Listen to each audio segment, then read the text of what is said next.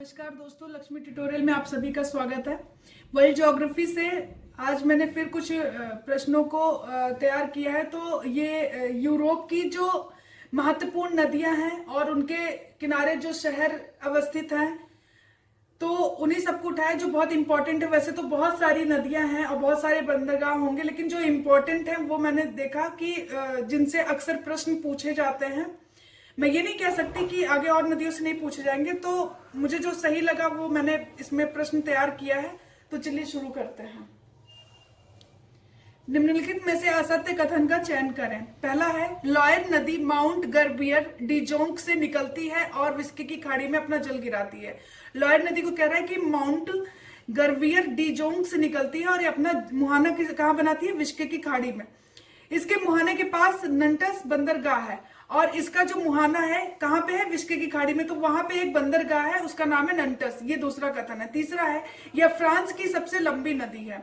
तो ये तीनों कथन थे, हमें असत्य कथन का चयन करना था। इसमें से उपरोक्त में से कोई नहीं असत्य है। तो यानी कि सभी सत्य हैं। तो लॉयर नदी माउंट गर्बियर डिजोंग से निकलती है और विस्की की खाड़ी में अपना जल गिराती है। इसके मुहाने पे एक बंदरगाह है, नंटस बंदरगाह, और ये फ्रांस की सबसे लंबी नदी है। चलिए अगले प्रश्न पे आते हैं। गारोन नदी विस्की की खाड़ी में अपना जल गिराती है। इसके मुहाने के समीप वोडियास्क बंदरगाह स्थित है। इसे वाइन पोर्ट भी कहा जाता है। यहां से शराब का निर्यात किया जाता है। तीसरा है, गारोन के किनारे टूलूज शहर स्थित है, जहां वायुयानों का निर्माण और परीक्षण भी किया जाता है। तो ये जो गारोन नदी है विस्की की खाड़ी में अपना मुहाना बनाती है और इसके मुहाने के समीप कौन सा? वोडियास्क। अच्छा, पहला वाला जो हमने लॉयर नदी देखा था उसका भी मुहाना कहाँ था? विस्की की खाड़ी, और उसके मुहाने के पास नंटस बंदरगाह था। और यही विस्की की खाड़ी में गारोन का भी है और इसी के मुहाने के समीप बोर्डियास्क बंदरगाह भी स्थित है। और ये जो बोर्डियास्क बंदरगाह है इसे वाइन पोर्ट भी कहते हैं। यहां से शराब का निर्यात भी किया जाता है। तीसरा है, गारोन के किनारे टूलूज शहर स्थित है। अच्छा, गारोन के सामने टूलूज है, और टूलूज शहर किस लिए प्रसिद्ध है? यहाँ पे वायुयानों का निर्माण और परीक्षण भी किया जाता है। तो ये तीनों कथन बिल्कुल सही हैं, उपरोक्त सभी। देखिए, मैंने उन्हीं नदियों को उठाया है जिनके किनारे कोई महत्वपूर्ण शहर और जहां पे जिनके मुहाने के पास कोई जो बंदरगाह है वो अवस्थित है। सभी नदियों को मैं असंभव है कि प्रश्न बना सकूं, अगर बनाऊंगी भी तो पता नहीं कितना समय लग जाएगा। तो उतना ही हमें जानना चाहिए जितना महत्वपूर्ण हो एग्जाम को लेके। सारी चीजें हम नहीं पढ़ सकते हैं और ना ही हमें पढ़ना है, उतना कि जिससे हमारा एग्जाम अच्छे से निकल जाए, हम प्रश्नों को सही से सॉल्व कर पाए। तो ये टूलूज शहर था, ये गारोन के किनारे है। इसके समीप इसका जो मुहाना है गारोन नदी का, वहां पे उसके समीप एक बोर्डियास्क बंदरगाह भी है, उसे वाइन पोर्ट कहते हैं। तो ये गारोन नदी के बारे में हमने जान लिया कि ये विस्की की खाड़ी में अपना मुहाना बनाती है। मुहाने के समीप बोर्डियास्क बंदरगाह है, उसे वाइन पोर्ट कहा जाता है। इसके किनारे एक इंपॉर्टेंट सिटी भी है टूलूज, जो कि वायुयान और का निर्माण और परीक्षण किया जाता है, इसलिए बहुत महत्वपूर्ण है। तो ये सभी कथन बिल्कुल सत्य हैं। चलिए अगले प्रश्न पे आते हैं हम। रोन नदी के किनारे लियोन्स शहर अवस्थित है। लियोन शहर रोन नदी के किनारे अवस्थित। ये रेशम वस्त्र उद्योग के लिए प्रसिद्ध है। रोन नदी लियोन्स की खाड़ी में अपना मुहाना बनाती है। इसी के समीप मार्सलेस बंदरगाह भी स्थित है। तो ये रोन नदी को बोल रहे हैं कि इसके किनारे लियोन्स शहर अवस्थित है और ये रेशम वस्त्र उद्योग के लिए, ये जो लियोन शहर है किसके लिए फेमस है? रेशम वस्त्र उद्योग के लिए। और लियोन्स की खाड़ी में अपना मुहाना बनाती है। अच्छा, लियोन्स की खाड़ी में जब ये मुहाना बनाती है, वहां के समीप कौन सा? मर्सलिस बंदरगाह भी अवस्थित है। एक पोर्ट है मर्सलिस, वो यहाँ पे स्थित है। और ये सभी दोनों कथन बिल्कुल सही हैं। तो ये रोन नदी का था कि इसके किनारे कौन सा पोर्ट है और ये नदी के किनारे कौन सा इंपॉर्टेंट शहर है। तो ये मैंने आपको बता दिया, किस लिए फेमस है ये भी बता दिया। इससे ज्यादा मुझे नहीं लगता कि इसके बारे में जानने की जरूरत है। तो चलिए आगे आते हैं अगले प्रश्न पे। नदियां और बंदरगाह, हम देखेंगे कि किस नदी के किनारे कौन सा बंदरगाह है, यानी उसके मुहाने पे या उसके समीप कौन सा बंदरगाह स्थित है, ये हम देख लेते हैं एक बार। डावरो नदी पोर्तो बंदरगाह बंदरगाह, ग्वादर क्योर कैडिज बंदरगाह, रोन नदी मर्सलिस बंदरगाह, गारोन नदी वोडियास्क बंदरगाह, लॉयर नदी नैंटिस बंदरगाह, सीन नदी ली हार्वे बंदरगाह, राइन नदी रॉटरडम बंदरगाह। और ये बिल्कुल सही सुमेलित है। तो ये मैंने बता दिया कि नदियां और बंदरगाह कहाँ पे कौन से अवस्थित है। अगले प्रश्न पे आते हैं अब हम। नदियां और शहर देख लेते हैं। अक्सर प्रश्न पूछा जाता है कि किस नदी के किनारे कौन सा शहर स्थित है, और खास करके वो जो कि जहां पे कोई उद्योग के लिए फेमस है, किस और कोई प्राचीन शहर है, तो हमें जानना चाहिए कि कौन सी नदी है, किसके किनारे कौन सा शहर अवस्थित है। आइए चलिए शुरू करते हैं। सेल्ट नदी अंतवर्प शहर, ये बहुत ही प्राचीन शहर है। सीन नदी पेरिस, रोन नदी मर्सलिस, गारोन नदी टूलूज, रोन नदी लियोन्स, टागज नदी लिस्बन, टाइबर नदी रोम, ग्वादर क्योर सिबली, पो नदी मिलान, पो नदी तुरीन शहर। तो पो नदी के किनारे दो शहर है, मिलान शहर और तुरीन शहर। ग्वादर क्योर सिबली, टाइबर पे रोम है, टागस पे लिस्बन है, रोन नदी लियोन्स, गारोन पे कौन सा है टूलूज, रोन नदी पे मार्शलिस। तो रोन पे दो शहर भी है, मार्शलिस और कौन से है लियोन्स, और सेल्ट पे है अंतवर्प शहर। तो ये सभी हमने देख लिया और ये बिल्कुल सही सुमेलित है सभी। चलिए अगले प्रश्न पे आते हैं।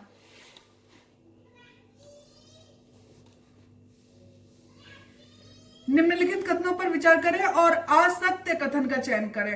पहला है टाइबर नदी टेरेनियन सागर में गिरती है और इस नदी के मुहाने पर वेटिकन सिटी विश्व का सबसे छोटा देश है। ये जो टाइबर नदी है उसके वो कहाँ पे अपना जल गिराती है, मुहाना किसे, टेरेनियन सागर में। और इस नदी के मुहाने के पास यानी जहां पे गिराती है टेरेनियन सागर, वहां पर एक सिटी है वेटिकन, यानी कि उसे बोलते हैं वेटिकन सिटी है। वो अपने आप में एक देश है और ये विश्व का सबसे छोटा देश है। ये पहला कथन है। दूसरा है पो नदी को इटली की गंगा कहते हैं। यहाँ चावल की कृषि बहुत ज्यादा होती है। पो नदी जो है वो लोम्बार्डी के मैदान से बहती है और वहां पे चावल की कृषि बहुत ज्यादा होती है, और पो नदी को इटली की गंगा भी कहा जाता है। तीसरा कथन है पो के किनारे स्थित मिलान शहर ऐतिहासिक शहर है, सूती वस्त्र उद्योग के लिए प्रसिद्ध है। इसे इटली का मैनचेस्टर भी कहते हैं। तो कई बार इस तरह प्रश्न पूछ लेता है कि ये इटली का मैनचेस्टर किसे बोला जाता है, तो मिलान शहर को बोला जाता है। और किसके किनारे है ये मिलान शहर, पो नदी के किनारे है।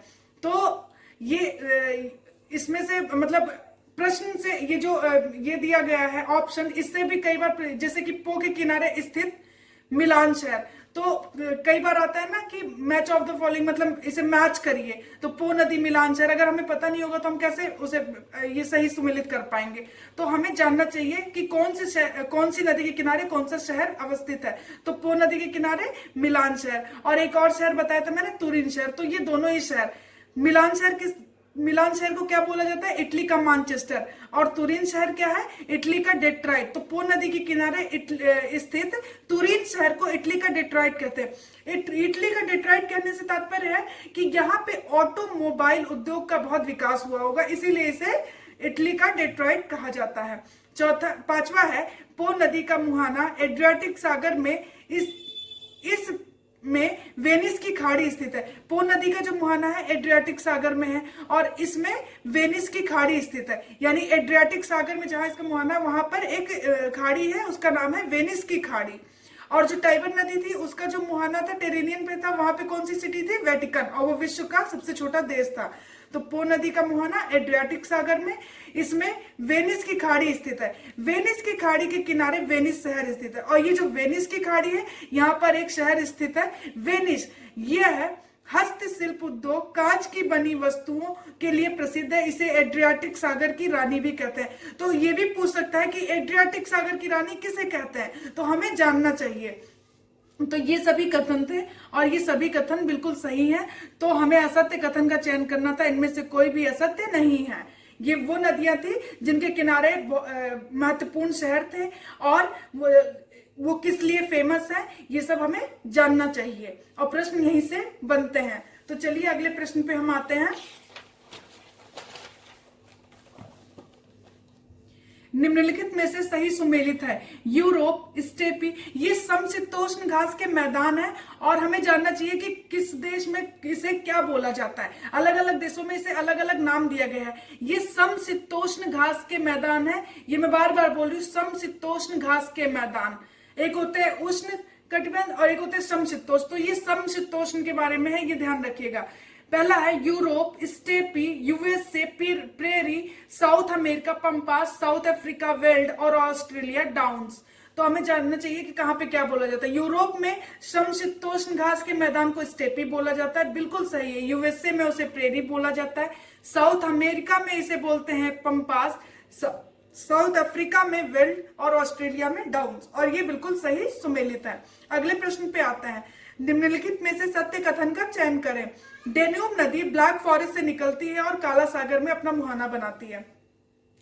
ब्लैक फॉरेस्ट से निकलती है और ये जर्मनी में है ब्लैक फॉरेस्ट, और वहां से जब ये निकलती है तो ऑस्ट्रिया में प्रवेश करती है और वहां से आगे बढ़कर हंगरी पहुंचती है, फिर क्रोएशिया, सर्बिया में सीमा बनाते हुए ये कहां पहुंचती है? बुल्गारिया, और फिर रोमानिया, और अंत में कहां गिरती है? ब्लैक सी में जाके गिरती है। तो ये डेन्यूब नदी थी। अच्छा, ये अगला देखते हैं कथन।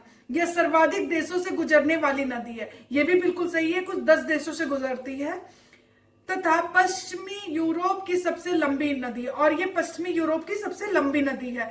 तीसरा कथन है, हंगरी को गेहूं का दलिया कहते हैं। एक्चुअली जब ये पश्चिमी यूरोप की सबसे लंबी नदी है, लेकिन ये जहां से बहती है पश्चिमी यूरोप में, वहां पे घास के मैदान को स्टेपी कहते हैं, और वो समशीतोष्ण, ये मैंने ऊपर बताया था कि यूरोप में क्या बोलते हैं? स्टेपी, समशीतोष्ण। तो ये नदी जहां से निकलती है पश्चिमी यूरोप में, वहां पे घास का मैदान है, उसे स्टेपी कहते हैं, और इसी घास के मैदान में होते हुए ये बहती है, इसीलिए इसे ग्रीन रिवर भी कहा जाता है। तो यही है कि डेन्यूब पश्चिमी यूरोप में जहां से ये बहती है, यहाँ घास के मैदान को स्टेपी कहते हैं और इसे ग्रीन रिवर भी कहा जाता है। और हंगरी को गेहूं का दलिया कहा जाता है। इस मैदान में गेहूं की कृषि होती है और हंगरी को गेहूं का स्टोर हाउस यानी गेहूं का दलिया कहा जाता है। तो ये सभी कथन बिल्कुल सही हैं और ये डेन्यूब नदी के बारे में थे। इंपॉर्टेंट नदी है और हमें जानना चाहिए। हमने बता दिया कि डेन्यूब कहाँ से इसका उद्गम होता है, मुहाना कहाँ बनाती है, ब्लैक फॉरेस्ट से निकलती है। ब्लैक फॉरेस्ट कहाँ, ये भी जानना चाहिए, जर्मनी में है, और ये कुल 10 देशों से होकर गुजरती है। ये पश्चिमी यूरोप की सबसे लंबी नदी है। ये जिस घास के मैदान से गुजरती है वहां पे यूरोप में उसे स्टेपी कहते हैं और वो समशीतोष्ण घास के मैदान है। ये इस घास में बहती है और इसे ग्रीन रिवर भी कहा जाता है। हंगरी को क्या कहते हैं? गेहूं का दलिया कहा जाता है। और ये सर्वाधिक यानी 5 राजधानियों से ये होकर गुजरती है नदी। तो ये था डेन्यूब नदी के बारे में। चलिए हम आगे बढ़ते हैं। निम्नलिखित में से असत्य कथन का चयन करें। यूरोप का सबसे बड़ा दलदली क्षेत्र प्रीपेट नदी द्वारा निर्मित है। यह नीपर नदी की सहायक है तथा नीपर के किनारे कीव अवस्थित है। हमें इसमें देखिए कितना सारा हमें पता चलता है कि यूरोप में जो सबसे बड़ा दलदली क्षेत्र का निर्माण हुआ है वो किसके द्वारा किया गया? प्रीपेट नदी के द्वारा। अच्छा, ये प्रीपेट नदी किसकी सहायक है? कि ये नीपर नदी की सहायक है। नीपर नदी के किनारे कौन सा ये देश अवस्थित है? तो ये कीव अवस्थित है और कीव जो है वो यूक्रेन की राजधानी है। तो एक राजधानी अवस्थित है किसकी? यूक्रेन की। कीव अवस्थित है नीपर के किनारे। ये पहला कथन है। दूसरा है, निस्टर नदी यूक्रेन और मालदोवा के बीच प्राकृतिक सीमा बनाती है। निस्टर नदी के बारे में जानिए कि किसके बीच सीमा बनाती है? यूक्रेन और मालदोवा। यूक्रेन की राजधानी कीव है, वो किसके किनारे अवस्थित है? वो नीपर नदी के किनारे अवस्थित है। और निस्टर नदी यूक्रेन और मालदोवा के बीच प्राकृतिक सीमा बनाती है। नीपर नदी वाल्दाई पहाड़ी से निकलकर काला सागर में गिरती है। नीपर नदी वाल्दाई से निकलती है, इसका उद्गम वाल्दाई पहाड़ियों से होता है और ये मुहाना कहाँ बनाती है? ब्लैक सी में। अगला कथन है, डॉन नदी पश्चिमी रशिया के टूला से निकलती है और एजोव सागर में गिरती है। डॉन नदी कहां से इसका उद्गम होता है? पश्चिमी रसिया का टूला से निकलती है और ये अपना मुहाना कहां बनाती है? अजोव सागर में। और हमें असत्य कथन का चयन करना था, उपरोक्त में से कोई नहीं, क्योंकि सभी कथन बिल्कुल सही है कि यूरोप में जो सबसे बड़ा दलदली क्षेत्र है उसका निर्माण कौन किया है? प्रीपेड नदी, उसके द्वारा हुआ है। और ये नीपर नदी की सहायक है। नीपर नदी के किनारे कीव अवस्थित है, जो कि यूक्रेन की राजधानी है। नीस्टर नदी क्या करती है? यूक्रेन और मोल्डोवा के बीच प्राकृतिक सीमा बनाती है। नीपर नदी का उद्गम कहां से होता है? वल्दाई हिल से होता है, ये ब्लैक सी में गिरती है।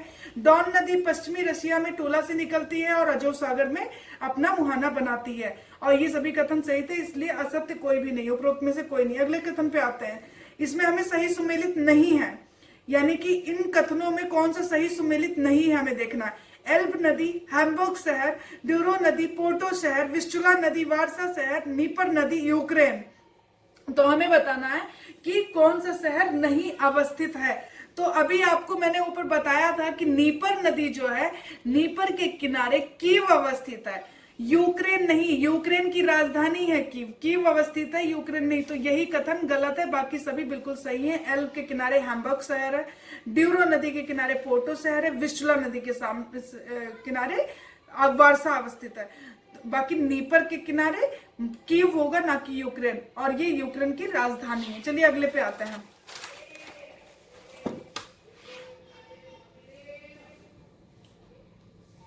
डेन्यूब नहीं गुजरती है। मैंने बताया था कि डेन्यूब जो है वो सर्वाधिक देशों से गुजरने वाली नदी है, यह सर्वाधिक राजधानियों से गुजरने वाली नदी है, 5 राजधानियों से कुल गुजरती है। तो हमें बताना है कि डेन्यूब गुजरती है किन किन देशों से? Germany, Austria, Slovakia, Hungary, Croatia, Serbia, Bulgaria, Moldova, Ukraine, Romania.